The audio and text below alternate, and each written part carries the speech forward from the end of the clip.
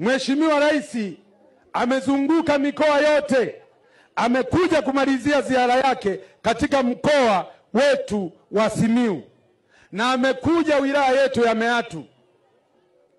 Yeye ameenda kumalizia, akawaambia wana Kisesa, akawaambia wana Meatu kwamba watu wa Meatu sio kwamba mlichagua mbunge tu wa jimbo, bali mmechagua mbunge wa taifa. Maana yake Rais wa Jamhuri ya Muungano wa Tanzania kwanza amezunguka nchi nzima. Hakuna mahala alipoenda kusema mbunge huyu ni mbunge wa nini, isipokuwa ni Meatu Kisesa, ambako ndio amekuja kumpata mbunge wa nini.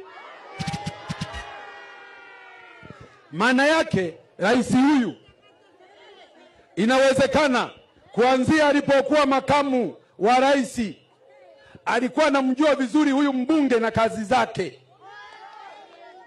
Rais huyu alipoingia madarakani katika kipindi chake ameshuhudia kazi nzuri ya mbunge wenu anayoifanya katika jimbo na kitaifa, na ndio maana akaja mbele zenu na akakiri mchana mweupe kwa Tanzania kwamba mna mbunge wa kitaifa.